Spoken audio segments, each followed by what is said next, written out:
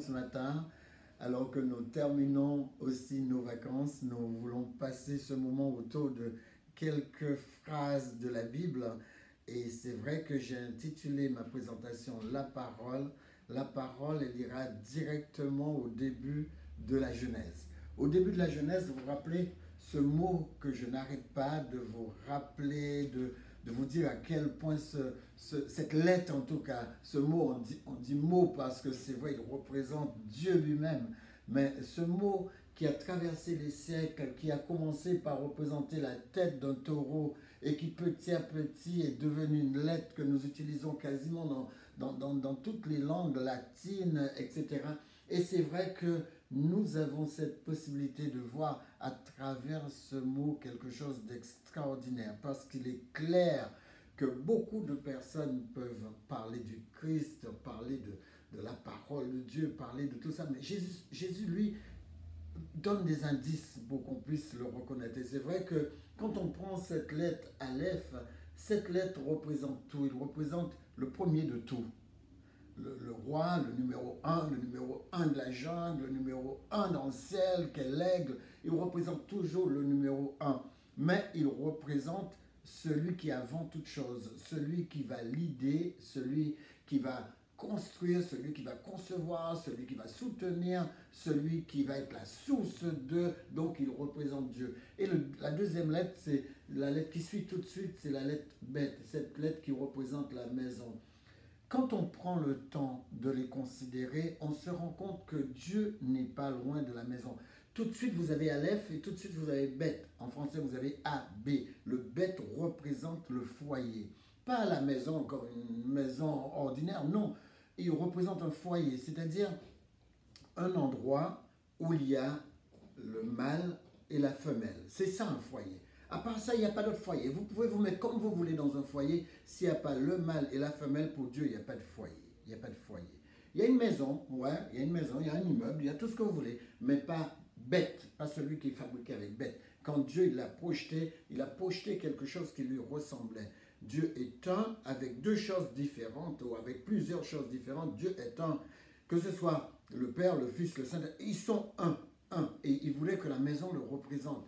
Ou en tout cas, bête la maison, mais plutôt le foyer. Il voulait que le foyer le représente. Parce que maintenant, tout le monde va dans une maison. C'est pas de ça que je parle. Je parle de cette représentativité de ce que Dieu a mis en place et ce que Dieu il soutient. Il dit qu'il le soutient de sa droite triomphante.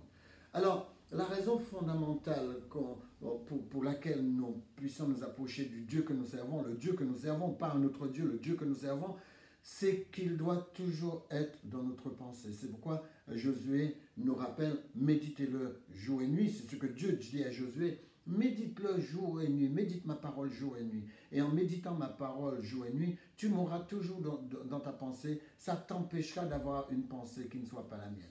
Et c'est vrai que si on reprend ces deux lettres, on n'ira pas plus loin, ne vous cassez pas la tête.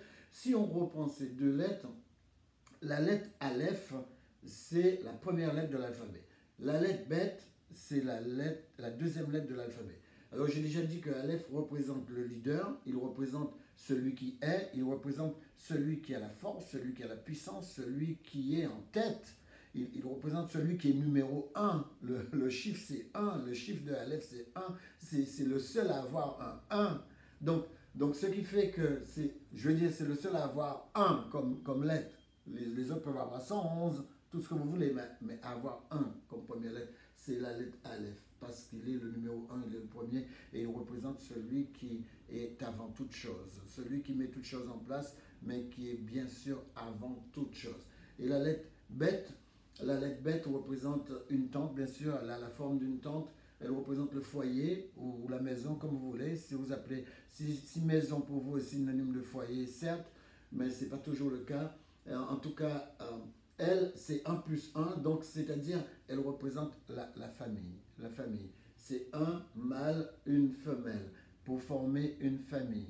Et c'est vrai que la famille, elle est aussi celle qui génère et soutient.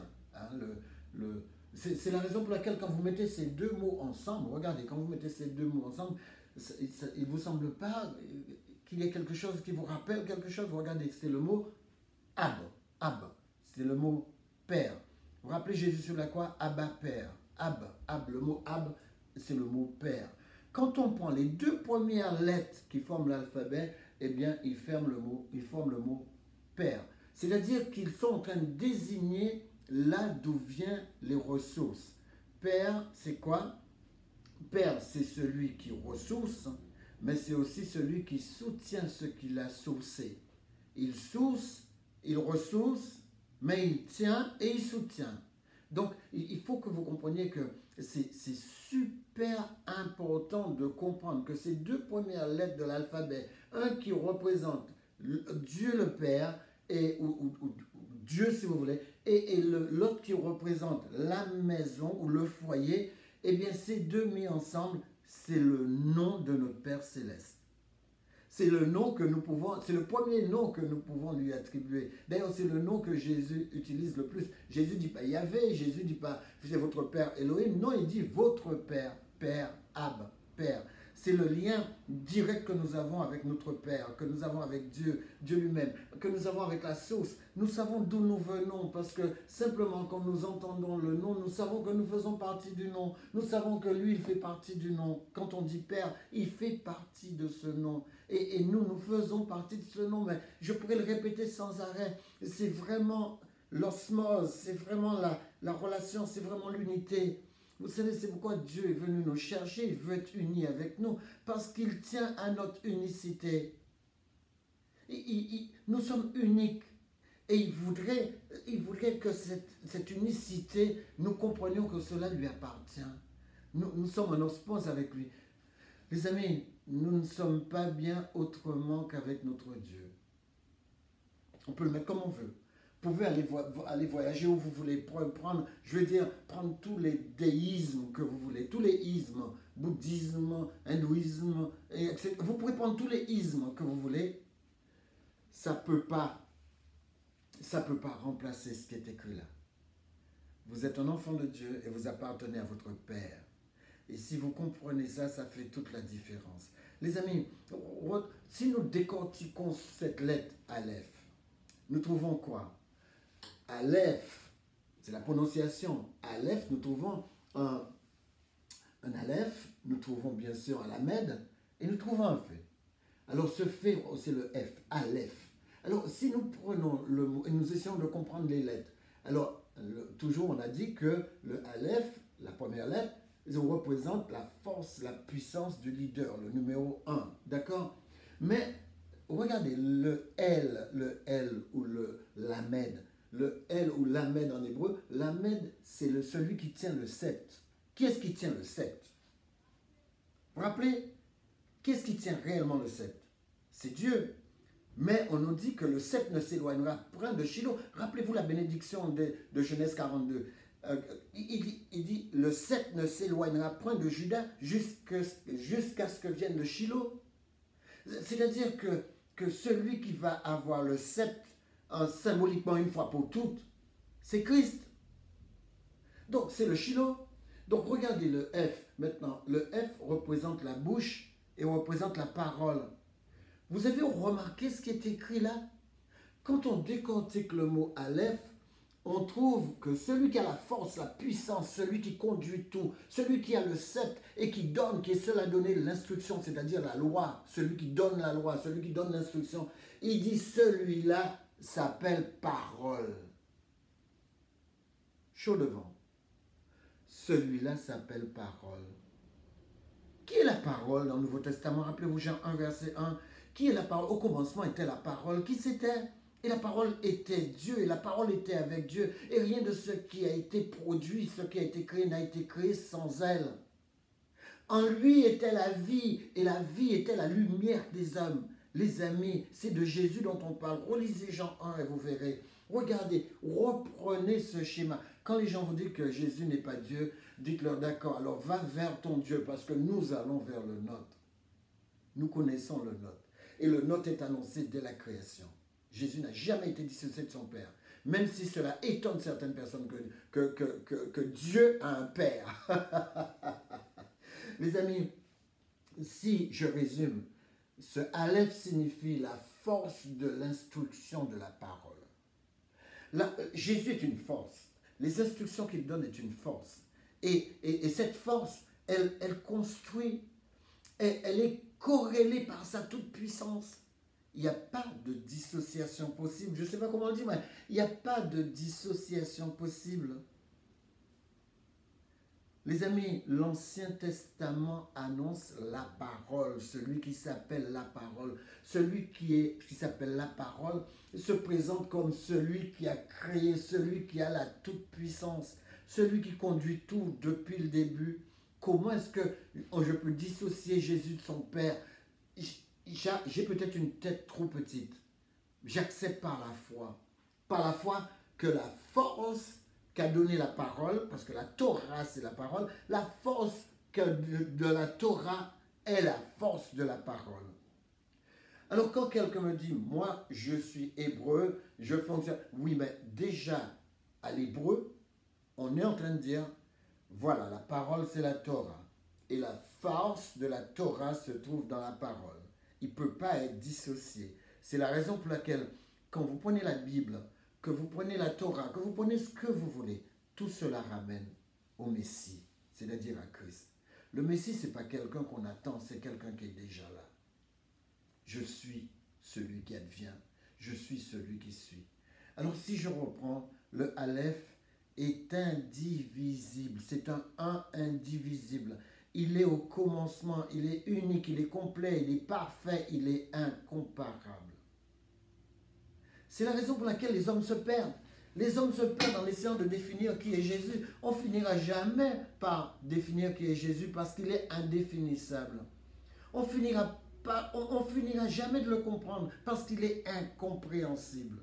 On finira jamais par le diviser de son Père parce qu'il est indivisible. Moi et le Père, nous sommes un. Rappelez-vous Jean chapitre 17. Les amis, si vous prenez Ésaïe 45, je reste toujours dans l'Ancien Testament pour vous montrer que là aussi est le Messie. Car je suis Yahvé, dit-il, et il n'y en a point d'autre. Voilà le un, voilà l'indivisible. Et on a beau dire, non, Yahvé c'est quelqu'un d'autre. Non, c'est lui. C'est lui. C'est lui la parole.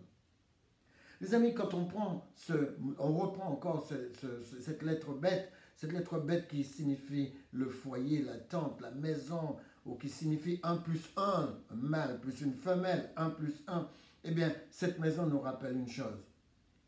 Dieu n'est pas venu sauver des individus au départ, il est venu sauver des familles. D'accord, Dieu doit faire avec, parce que la famille se tourne contre lui, et parfois l'individu fait, comme on dit, un pop-up. Eh bien, au moment où l'individu il prend position, même si toute la famille n'est pas d'accord, Dieu prend cet individu. Mais ce n'était pas le but de Dieu au départ, c'était de sauver tous ceux qui étaient dans la maison, parce que ce sont ses enfants. Les amis, si vous prenez 1 Corinthiens 6, verset 19 à 20, il dit, ne savez-vous pas que votre corps, ce corps que Jésus est venu sauver, il est venu le sauver parce qu'il est le temple du Saint-Esprit qui est en vous, et que vous l'avez reçu de Dieu, et que vous ne vous appartenez point à vous-même, car vous avez été rachetés à un grand prix. Glorifiez donc Dieu dans vos corps et dans votre esprit qui appartiennent à Dieu. Voilà ce qu'il faut faire, savoir qui vous êtes. Vous n'êtes pas n'importe qui. Votre corps, c'est la résidence même de Dieu. Et quand le texte reprend Bereshit bara Elohim et, il dit que c'est Elohim qui créa. Au commencement, il l'a créé. Et dans sa création, on a ce tave qui nous rappelle, il crée, mais il révèle en même temps. Et pour que Dieu crée, il a fallu que Dieu opère avec des mots. Il a créé le ciel et la terre. Mais ces mots, ils viennent d'où? Ces mots sont censés le révéler. Le Aleph doit révéler Dieu. C'est pourquoi il dit Bereshit bara Elohim et. Ce mot qui n'est jamais traduit, ce mot et qui n'est jamais traduit. Il n'est pas traduit parce que Dieu, quand il a commencé à créer, les amis, quand Elohim a commencé à créer, il a d'abord créé et. Alors, qu'est-ce que je veux dire par là? Il dit, le et, c'est la première lettre de l'alphabet et la dernière lettre de l'alphabet. C'est ça le et. En hébreu, on a beaucoup ce mot et, et, et parfois jamais traduit. Alors que représente cette tête? Nous, on va essayer de le voir. Rappelez-vous, dans l'Ancien Testament, il dit, je suis l'alpha et l'oméga. Je suis le aleph et le tav. Je suis la première et la dernière lettre. On dit en grec alpha et oméga. Celui qui est, qui était et qui vient, je suis le Tout-Puissant. Vous vous rappelez ce que je vous ai dit? La puissance est dans le aleph. Regardez un deuxième texte d'Ésaïe. Ainsi parle l'Éternel, roi d'Israël et son Rédempteur, l'Éternel des armées, je suis le premier et le dernier. Je suis le Rédempteur, je suis celui qui sauve, je suis l'Éternel des armées, je suis le premier et le dernier. Et il dit, en moi, il n'y a point de Dieu. C'est la raison pour laquelle je suis scotché à cette phrase. En moi, il n'y a point de Dieu. Je ne respecte rien du tout en dehors de Dieu. Le Dieu que je sers, c'est le Dieu réel. On a beau le bricoler, le pervertir, en faire ce qu'on veut, mais le Dieu que je sers, c'est le Dieu de toute éternité. Les amis, quelle que soit la caricature qu'on mettra sur lui, ça ne tient pas quand vous êtes un enfant de Dieu. Vous savez reconnaître votre Père. Rappelez-vous ce que j'ai dit? Ça ne tient pas quand les gens vous donnent une perversion, parce que vous savez reconnaître votre Père. Si vous ne savez pas reconnaître votre Père, vous avez un problème de civilité. Vous n'êtes pas citoyen des cieux. Mais si vous êtes citoyen des cieux, ça veut dire que vous êtes un enfant de Dieu. Vous savez reconnaître votre Père. Vous savez le reconnaître. Vous savez mettre le doigt dessus. Parmi toutes ces perversions, vous savez mettre la main dessus. Au commencement était la parole, dit-il. Et la parole était Dieu. Était avec Dieu. Et la parole était Dieu. La parole était Dieu. Il était, il est et il vient. C'est toujours la même chose. Où il était, il est et il advient. Les amis, regardez, je reprends ce mot « être ». Vous vous rappelez? Bereshit, bara, Elohim. Et tout de suite, on a ce mot « être » qui n'est jamais traduit. Et pourtant, le Aleph représente toujours la force de celui qui conduit, la force du leader. Et le Tav de la fin, représente l'alliance qu'il a fait avec nous. Et on voudrait me dire que ça n'a aucun sens. Les amis, réfléchissez. Il y a la première lettre et la dernière lettre. On nous dit Bereshit bara Elohim et. Au commencement, Dieu créa et. Laissez-moi vous le suggérer. Dieu créa tout ce qui peut être nommé entre le Aleph et le Tav. Dieu a créé, au début Dieu a créé, avant même de créer les cieux et la terre, Dieu a créé tout ce qui peut être nommé entre le Aleph et le Tav. C'est pourquoi il dit « je suis au commencement et à la fin ». Les mots que vous voyez en hébreu sont tellement significatifs qu'ils amènent les choses à l'existence. Dieu dit et la chose vient à l'existence. Et qui est-ce qui dit? C'est Dieu qui dit parce que c'est lui qui commence l'existence. Il n'y a pas d'existence sans Dieu. Il n'y a pas de vie sans Dieu. Pas d'existence, pas de vie, rien. Et il dit, entre le Aleph et le Tav, tout ce qui peut être nommé, je l'ai créé. Et même tout ce qui peut ne pas être nommé, parce que être, on dit que c'est et, mais on ne le nomme même pas dans les traductions. Et la parole a été faite chair. Et elle a habité parmi nous, pleine de grâce et de vérité. Et nous avons contemplé sa gloire. Une gloire comme la gloire du Fils unique venu du Père. La gloire du Fils unique venu du Père. Les amis, on nous dit qu'au commencement était la parole et la parole a créé toutes choses ont été faites par elle. C'est la raison pour laquelle on peut terminer l'histoire en disant les paroles du Christ, je suis l'alpha et l'oméga. Ou encore, je suis l'aleph et le tav, dit le Seigneur Dieu. Toujours celui qui a vu Moïse, celui qui est, qui était et qui vient, le Tout-Puissant. Et rappelez-vous que la Bible dit, nul ne peut voir Dieu et vivre. Et pourtant, il nous dit, c'est celui qui a vu Moïse. C'est celui qui a parlé avec Moïse. C'est celui dont Moïse a vu la gloire. Qui était cette personne? Eh bien, c'est Jésus qui nous le révèle, Jean 1, verset 18. Il dit, personne n'a jamais vu Dieu le Père. Personne n'a jamais vu Dieu. C'est le Fils, l'unique, qui est dans le sein du Père. C'est lui qui l'a fait connaître. Donc, tout l'Ancien Testament, vous pouvez l'appeler Torah, vous pouvez l'appeler Pentateuque, vous pouvez l'appeler ce que vous voulez, eh bien, personne dedans n'a jamais vu le Dieu des cieux. Celui qu'ils ont vu, c'est celui qui l'a fait connaître. Celui qu'on appelle la parole, celui qu'on appelle Alpha et Oméga, celui qu'on appelle l'Aleph et le Tav. C'est lui qui les a fait connaître. Les amis, la prochaine fois qu'on vous parlera de Christ, parlez-leur d'une chose. Parlez-leur de celui qui est le leader, celui qui est le plus grand, celui qui est l'Aleph et le Tav, celui qui commence et termine la parole, celui après qui il n'y a personne, celui avant qui il n'y a personne. Lisez ça dans le psaume 139. Celui qui sait tout, celui qui comprend tout, celui qui peut être aussi proche de vous qu'il peut être proche de l'univers. Il est partout et personne ne peut le devancer. Il est indescriptible, il est innommable. C'est la raison pour laquelle même les Hébreux l'appellent le nom, parce qu'ils ne veulent pas le nommer. Celui qui est le nom, celui qui est au-dessus de tout nom. Le seul nom, dit l'apôtre Paul, qui était été donné par lequel nous devrions être sauvés.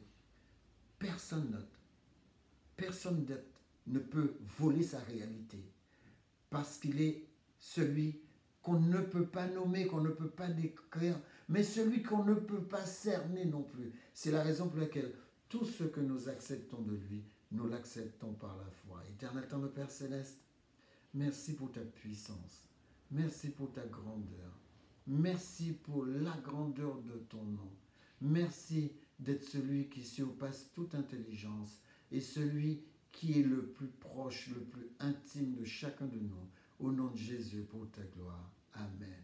Shabbat Shalom, que Dieu vous bénisse, que Dieu vous garde. Passez un moment extraordinaire en ce saint jour. Que Dieu vous bénisse. Amen.